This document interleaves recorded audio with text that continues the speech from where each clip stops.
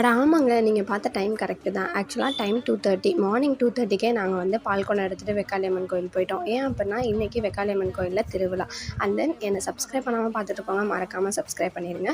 என்னோட பார்ட் 2 வீடியோக்கு already wait பண்ணிட்டு இருக்கீங்க. அந்த வீடியோ இதுக்கு அடுத்த வீடியோவா நான் அப்லோட் பண்றேன். எப்பயுமே சித்திரை முதல் நாள் வெக்காளியம்மன் கோயில்ல திருவிழா வரும். திருச்சியில இருக்க எல்லாருக்குமே தெரியும். யார் யார் இந்த கோயில் திருவிழாவ அட்டெண்ட் பண்ணீங்க அப்படின்னு சொல்லி கமெண்ட் பண்ணிருங்க. இந்த கோயிலோட சிறப்ப பத்தி நான் ஏற்கனவே ஒரு வீடியோல அப்லோட் பண்ணியிருப்பேன். அதை இதுக்கு கீழே டேக் பண்றேன். அதையும் பார்த்துருங்க. காலையில் பால்குடம் எடுத்தனாங்க கொஞ்சம் கூட டயர்ட் ஆகாமல் திருப்பி மத்தியானம் தேர் பார்க்க போனோங்க.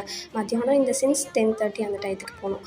அதுக்கப்புறம் இந்த 12 மணிலேருந்து அலகு குத்தி வருவாங்க அப்படின்னு சொல்லி அதை பார்க்க போனோம். இதுக்கெல்லாம் இடையில காலையிலே பால்குடம் எடுத்துகிட்டு வீட்டுக்கு போய் பால்குடத்தை வச்சுட்டு அதுக்கப்புறம் காஃபி குடிச்சிட்டு அகைன் காவேரி ஆற்றுக்கு போனோம். ஆற்றுலேருந்து தான் எல்லாருமே இந்த பால்குடம் எடுப்பாங்க. ஸோ அங்கே போய் பார்த்துட்டு அதுக்கப்புறம் எவ்வளோ தூரம் கூட்டம் இருக்குது அப்படின்னு சொல்லி கோயிலில் பார்க்க போனோம். இந்த மாதிரி நாங்கள் சுற்றிட்டே இருந்தவங்க வெக்காளியம்மன் கோயில் சைடு செம்ம கூட்டம். ஆனால் இன்றைக்கி சைமல்டேனியஸில் சமயபுரம் தேரும் இருந்துச்சு. நீங்கள் இன்றைக்கி தமிழ் நியூ இயருக்கு ஏதாவது ஒரு கோயில் போனீங்க அப்படின்னா அதை கமெண்ட் பண்ணுங்கள். அந்த எல்லாருக்கும் இனிய தமிழ் புத்தாண்டு நல்வாழ்த்துக்கள். பாய் கைஸ், தேங்க்ஸ் ஃபார் வாட்சிங்.